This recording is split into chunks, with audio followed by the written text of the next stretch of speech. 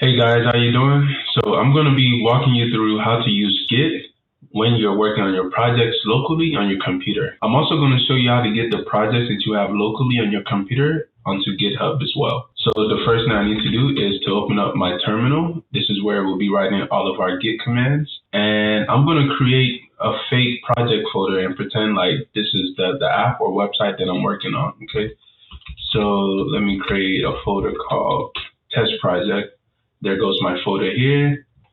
If I cd into test project, you'll see it doesn't have anything in it. It is an empty folder, right? But I'm going to create an index.html and also create a style sheet.css.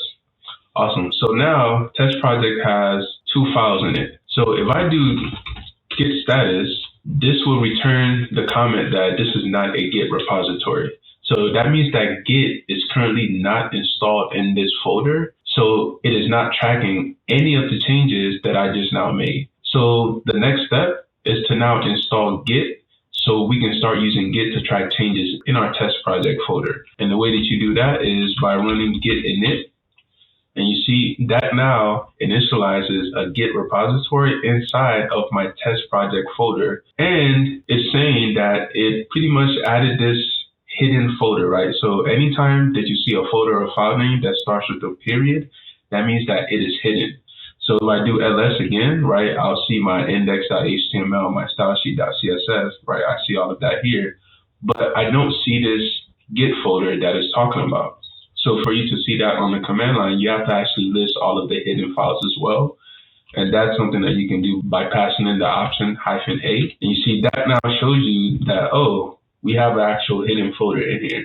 So now if I do git status, that is now responding to me from Git. That's showing that my branch is the master branch, that I don't have any commits yet on this branch, but that Git notices that I have some untracked files, right? So these are files that I want to commit, right? These are files that I want Git to actually track changes to. And pretty much anytime that you write a Git commit, Git is pretty much just taking a picture of the current state of all of your files and folders at that point and saving that snapshot in the reference of your Git commit, right? So here, let's say that I want to add these files to be committed and tracked by Git. I'll do git add, and I can either do git add and add each individual file like that, or I can just do git add with the period. Oops. And this period just means all, like all of the files here. So I'm going to do git add, and after I do git add, I'm going to do git status again. And git status is now showing us the status of our working tree, right? So this is now showing us that before we had untracked files, and Git prompted us to use git add to include these files in what will be committed. So you should only include the files that you want to commit. You don't have to include every single file, okay? So now these are the changes to be committed. So we still have not committed these changes. And for us to commit the changes to Git, that's when we now have to write a Git commit. So we write Git commit -m for our message, and you put your quotation marks and you write your Git message. So I typically try to write a message that will let me know exactly what I did in this commit, so that if it's like 5 years from now, I'm reading this commit message, I can easily read this message and know exactly what changes happened, right? So I'm just going to put initial commit, added HTML and CSS files. Boom, that's it. That is my commit. So if I do git status again now, nothing to commit. The working tree is clean, meaning that there has not been any change to any other files in my folder since I made that commit. Something that you can also do is to do git log. And git log will just show you a log of all of your commit messages with a lot more information about the author, the date, and the actual message as well. So you should be writing a git commit every time that you make a notable change on your project. The main kind of purpose of this is to create different save points, right? Different snapshots of your project as you are working on it to help you to not lose your work if something happens to your computer, and to also make it easier for you to go back to a working snapshot of your application. All right, so now the challenge is, how do we get the changes that we made here to GitHub? So if I go to GitHub, I first have to create a Git repository on GitHub as well.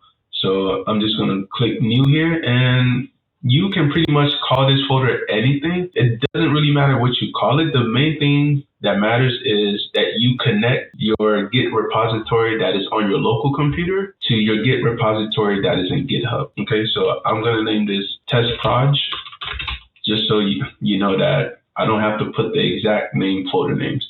But the purpose of creating this Git repository on GitHub is because I want to push the work on my local computer and in my local Git repository, right, the one that's on my computer. I want to push that work up to GitHub so that it's stored and saved in GitHub as well, instead of just on my local computer. That way I can access it from anywhere, and other engineers can also work on the same app and project with me as well. All right, so these are the options in case you want to actually make your Git repository public or private. I typically make mine public. I don't need anything here, and I'm going to create the repository. So now that we've created our Git repository on GitHub, GitHub is prompting us with a few kind of like helper messages to help us try to figure out what we want to do next, right? So do we want to create a new repository on the command line? No, that's what we already kind of did here, right? Or do we want to push an existing repository from the command line? Yeah, so we have an existing Git repository, right? Our test project, as soon as we did Git Init, turn that folder and that project into a Git repository that is local. And by local, it means on your actual computer. Okay, so we have a local Git repository that we want to connect to our remote Git repository. And by remote, we're talking about the repository on GitHub. To do that, we are going to be using this command here where it's saying git remote add origin. Now, origin is just a shorthand name that we are using to reference this full URL so that we don't have to keep typing this over and over again, right? And also, I know that this URL might look a bit wonky to you guys. That's because I'm using SSH in Git instead of the HTTPS. So if I just click up here to HTTPS, this now probably looks a bit more correct to you in terms of the actual full web URL. But I use SSH with Git, so I'm going to use this command. So again, remember, origin just stands for this right here, right? This and origin are the exact same thing, and you don't have to use the term origin here. You can actually change this to be anything that you want.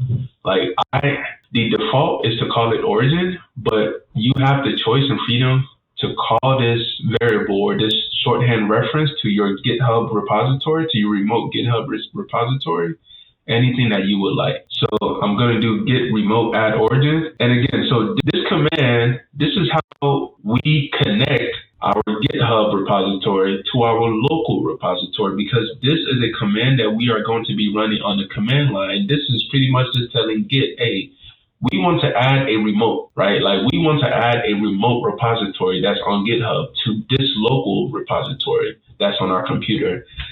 And we are going to reference that remote as origin, and origin is going to reference the actual GitHub URL for that repository. So if I now copy this command and I go to my terminal, actually, before I add this remote, a command that I want to show you guys is you can actually check to see what your local GitHub repository is connected to by just typing in git remote -v, and that will pretty much list out all of the remotes that your current local GitHub repository is connected to. And right now, we don't have any, which is what we want to add. So I'm going to paste that command back in and press enter. And now if I run git remote -v again, this now shows me that my local Git repository is now connected to my repository in GitHub. And I can now push and fetch from here by using this keyword origin. Okay, so now the next step that it's like telling us is to actually set our branch, but we already have a branch. It's called master, so that's not something that you have to worry about here. So really, the only command that we need here is to push to GitHub, right? So this command is saying git push to upstream origin, right? Like origin is our GitHub, right? So it's saying push to GitHub, and what we want to push to GitHub is our branch. So remember, like, you are working from a branch, right? So if you do git status, it shows that you are on branch master. And if you do git log, this branch is where your current git commits are. So every time that you write a git commit, those commits are saved on your local branch. And every time you push, you are pushing up the branch that you have locally to GitHub so that it updates the branch in GitHub, right? So now that I have this, I'll be doing git push origin master, which is my branch. So when I press enter, this now pushes everything to GitHub. So if I now go back here and I refresh test project, you'll now see my files here and my git commit as well. So now that my local Git repository is also connected to a remote repository in GitHub and my remote has been updated, I can continue working and making changes on my project. And when I'm done working for the day, etc., I can then push up all of the commits that I made while working up to GitHub, just so in case anything happens to my computer, that work is still saved. Or if I'm pushing up work that other teammates need, all of that work is on GitHub and they don't have to be pinging me directly. Okay, so that is how you are going to be using Git as you are working through your projects.